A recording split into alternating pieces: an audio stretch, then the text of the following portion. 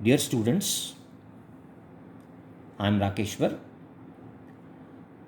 तो इस वीडियो में मैं आपके साथ डाल्टन्स एटॉमिक थ्योरी, ये एटम के बारे में थ्योरी है, ये डिस्कस करने जा रहा हूँ। मैंने पिछले वीडियो में आपको कहा था कि डाल्टन्स एटॉमिक थ्योरी से पहले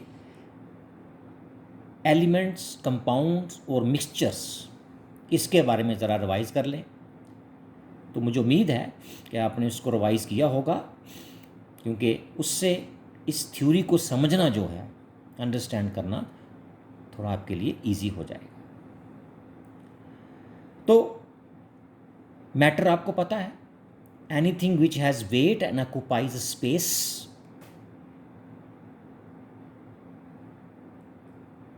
दैट इज कॉल्ड मैटर। हमारे चारों ओर we are surrounded by houses, trees, animals, ये सभी क्या मैटर कहलाते हैं। और दूसरी बात, मैटर में एक ये भी है कि उसकी प्रेजेंस हमारी जो 5 सेंसेस होती हैं उनमें से किसी एक से फील की जाती है। ये आपने पढ़ा होगा, फिर भी मैं थोड़ा आपको बता रहा हूँ। तो मैटर के स्ट्रक्चर के बारे में और एलिमेंट्स, कंपाउंड्स और मिक्सचर्स के बारे में जो भी डाल्टन के टाइम के वक़्त एक्सपेरिमेंटल फैक्ट्स नोन थे, जिनका पता था,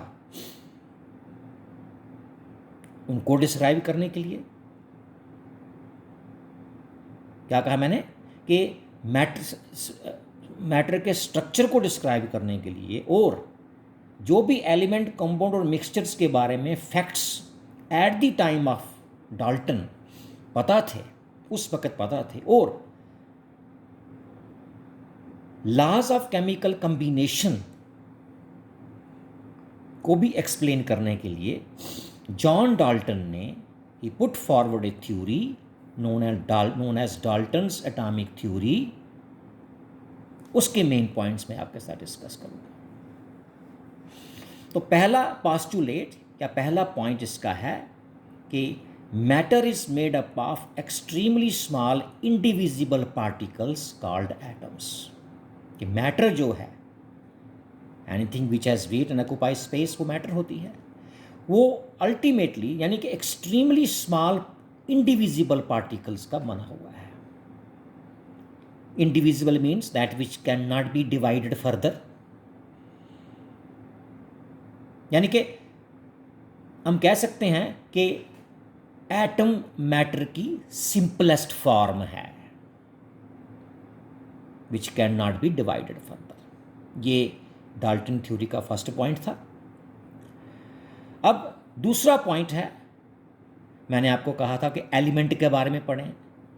atoms of the same element are identical in all respects, that is size, shape and mass. अब एलिमेंट हमने अगर रिवाइज किया है, फिर भी मैं आपको याद दिला दूं, एलिमेंट क्या है? विच हैज़, जिसके अंदर सभी एटम्स सिमिलर हों। Atom element is a substance which contains atoms of the same kind, उसको एलिमेंट कहते हैं। ये प्योर सब्सटेंस में आता है, आपने पढ़ा होगा। तो एक एलिमेंट के अंदर जो एटम्स हैं वो आइडेंटिकल हैं, हर तरीके से आइडेंटिकल हैं, सेम हैं। चाहे अंदर सभी एटम्स का साइज लिया जाए, सभी एटम्स की शेप ली जाए, या सभी एटम्स का मास लिया जाए। ये आ गया सेकंड पॉइंट। थर्ड पॉइंट है कि जब atoms of different elements have different masses, naturally बात है, डिफरेंट एलिमेंट्स की एटम्स के मासेस डिफरेंट होंगे, साइजेस भी डिफरेंट होंगे, और उनकी केमिकल प्रॉपर्टीज़ भी डिफरेंट होंगी। तो थर्ड पॉइंट क्या है कि डिफरेंट एलिमेंट्स की अगर आप एटम्स ले लें, उनके मासेस, उनके साइजेस और उनके केमिकल प्रॉपर्टीज़ भी डिफरेंट होंगी। ये आपका थर्ड पॉइंट आ गया। Fourth point, atoms of the same और डिफरेंट एलिमेंट्स, सेम हम कह सकते हैं हाइड्रोजन एंड हाइड्रोजन एटम, दो सेम एलिमेंट्स की एटम्स कंबाइन करें तो एग्जांपल हम ले सकते हैं HNH, ONO। डिफरेंट एलिमेंट्स की एटम्स कंबाइन करेंगे तो हम हाइड्रोजन और ऑक्सीजन ले सकते हैं जिससे कि वाटर बनता है। तो फोर्थ पॉइंट है atoms of the same element की एटम्स कंबाइन करेंगी या डिफरेंट एलिमेंट्स की एटम्स कंबाइन करेंगी तो उस वक्त डाल्टन के टाइम के वक्त उनको कहा गया कि वो क्या बनाती हैं, कंपाउंड एटम्स। लेकिन आजकल जैसे आपको पता होगा अच्छी तरह, उनको मॉलिक्यूल्स कहा जाता है। चाहे एटम्स सेम एलिमेंट्स की कंबाइन करें,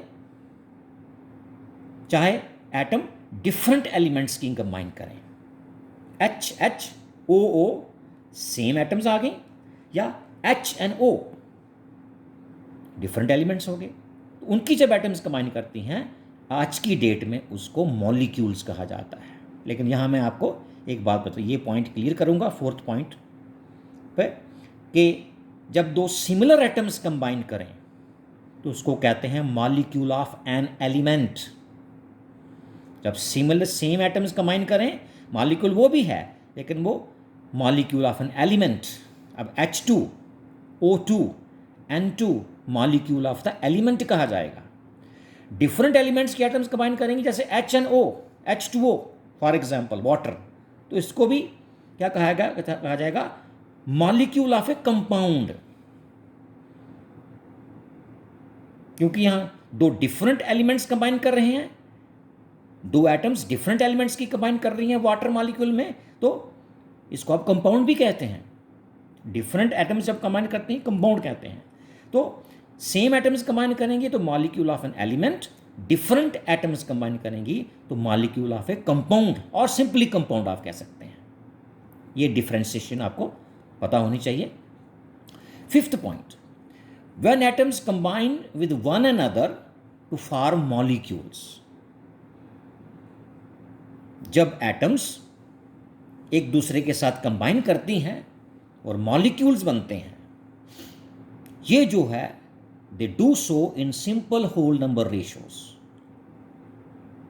एटम्स की आपस में क्या होती है ratio? It is a simple whole number ratio according to Dalton theory, such as 1:1, 2:1, 2:3 and so.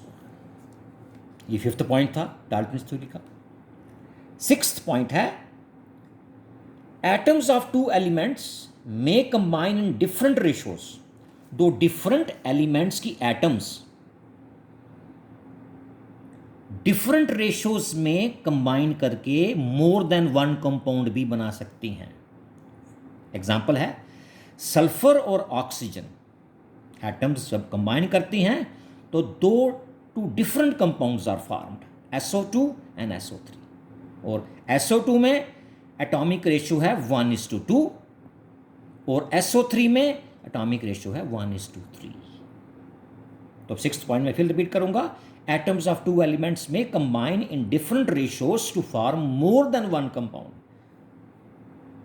For example sulphur combines with oxygen to form SO2 and SO3, the combining ratios 1:2 and 1:3। ये sixth point है Dalton's atomic theory का। Seventh point है